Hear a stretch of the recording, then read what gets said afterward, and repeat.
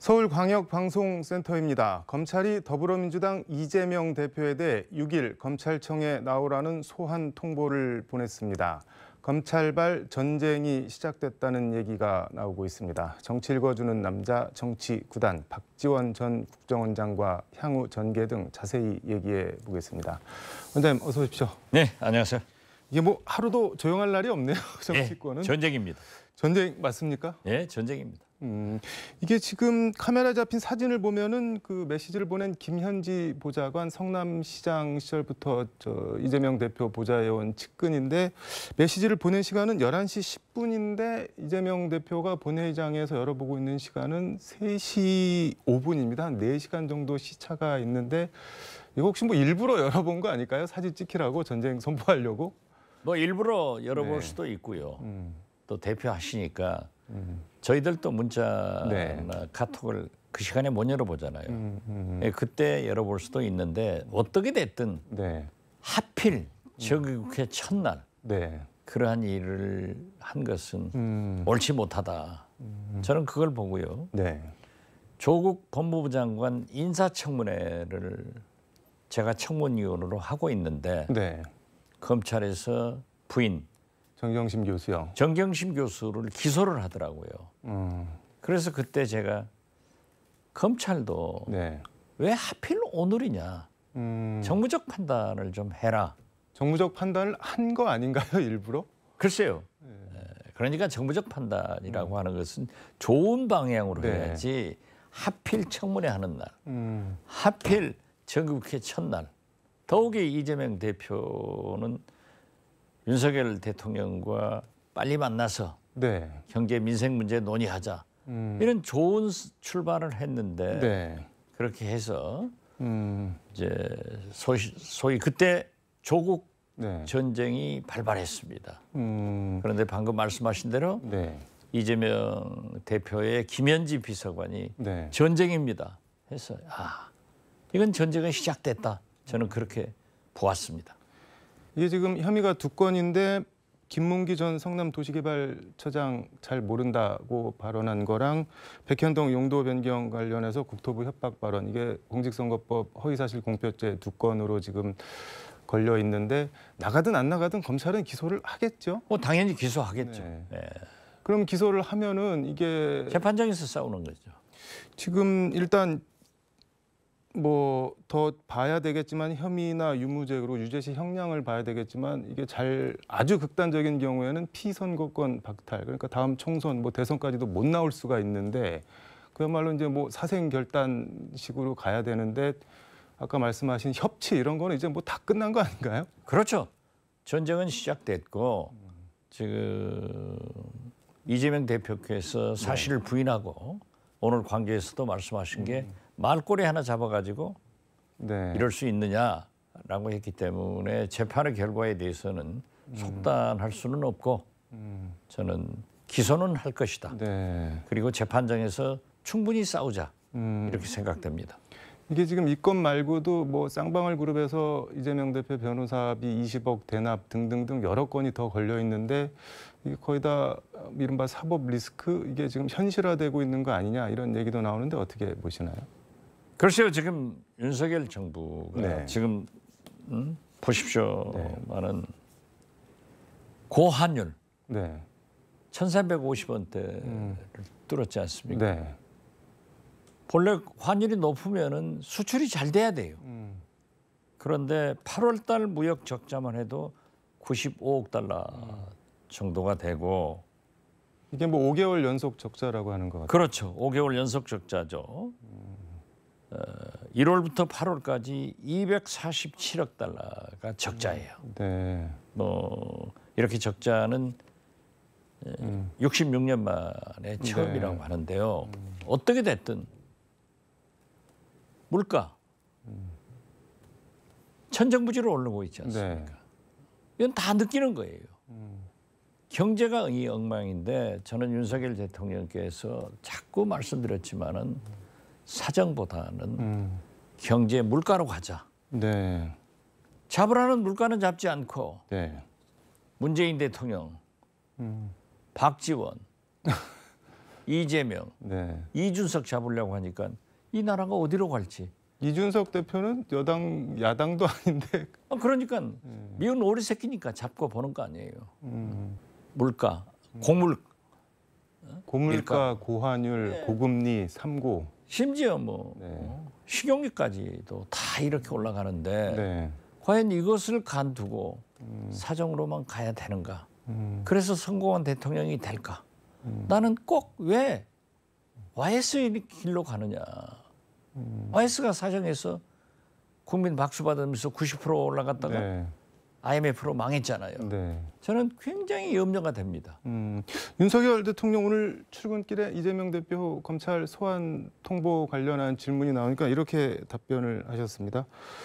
대통령으로서 경제와 민생이 우선이다. 형사사건에 대해서는 저도 언론 보도 통해 보는데 기사를 꼼꼼하게 읽을 시간도 없다. 뭐 이렇게 말씀을 했는데 뭐 일체 보고나 지시 관여한 바 없다. 뭐 이런 취지의 발언인데 어떻게 보시나요? 그래서 대통령께서 네. 거짓말 참 많이 하셔요.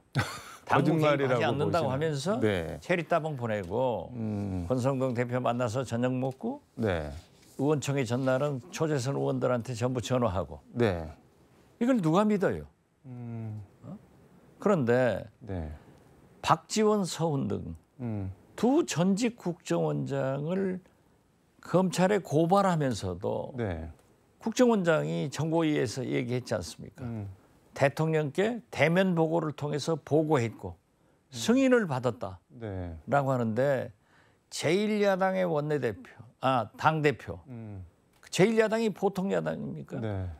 여소야대의 3분의 2의 의석을 가지고 있는 민주당 대표를 소환하는데 글쎄요. 안 했다고 하니까 믿어야 될까요? 저는 좀 안 믿어져요. 안 믿어지신다. 예. 이게 지금 민주당 입장에서는 이제 뭐 김건희 특검, 한동훈 탄핵 이렇게 강대강 반격으로 갈 수밖에 없는 상황이 되는 거 아닌가요? 민주당, 이재명 공격하는데 네. 민주당도 사법 리스크 여러 가지 문제가 있기 때문에 김건희, 특검, 국정조사 네. 이런 문제를 논할 수밖에 없지 않느냐 그렇게 생각됩니다.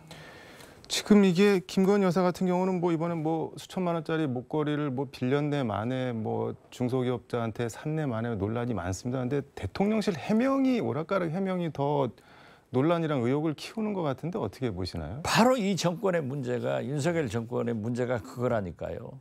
어떤 거? 아까도 말씀드렸지만은 네. 대통령께서 당무 개입하지 않는다고 체리따봉 이런 거 했지 않습니까? 네. 그리고 음, 청와대 용산 이전비도 495억, 500억 가지고 냈는데 300억 가지고 있는. 이것도 말하지 않아요. 네. 또 대통령 취임식 장모님, 김건희 여사 네. 수사하는 사람들 뭐 관계자들 다 초청했잖아요. 네, 네. 이것도 초청자 명단 없앴다가다 지금 있는 게 발각됐지 않습니까? 네. 그리고 김건희 여사 보석 문제.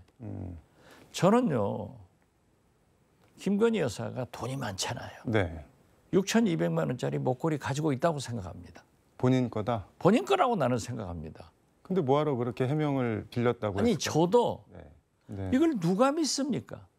이건 두고두고 말썽이에요. 그래서 저는 김건희 여사가 가지고 있는 것을 네. 재산 신고에 누락됐다, 잘못했다 하면 끝나는 거예요. 그런데 왜 그러면 그렇게 해명이 그렇게 틀렸냐? 이것은 대통령실의 네. 비서관이건 행정관이건 언로가 막혔다는 거예요. 김건희 여사한테 물어볼 수가 없으니까 자기들이 상상력을 동원해서 소설 써서 답변 그렇게 넘어가겠지. 했지만 아니 언론이나 의혹에 대해서 해명을 하는데 당사자 김건희 여사한테 안 물어보고 해명을 저는 그렇다고 생각해요. 그게 가능한가요? 글쎄요. 그러니까 지금 현재 보세요. 윤핵관들이 추천한 네. 80여 명의 비서관 행정관들을 지금 네. 다 잘라내잖아요.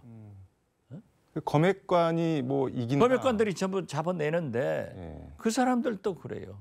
자기들끼리 카톡방 만들어가지고 대통령실 그 비밀스러운 일을 전부 흘려내고 공유한 것 아니에요. 이건 있을 수 없는 일입니다. 이건 누가 추천했고 누가 검증을 했고 누가 채용을 했고 누가 공직기강을 해왔는가. 근데 검증이랑 뭐 이런 얘기를 말씀하시는데 지금 검증은 한동훈 장관 책임이고 지금 청와대 인사비서관은 검찰 출신이고 총무비서관도 검찰 그러니까 출신이고 검찰공화국이죠. 법률비서관도 그런데 검찰 지금 보면은 출신이잖아요. 검액관들은 하나도 없고 네. 윤핵관들이 추천한 80여 명을 쫓아낸다.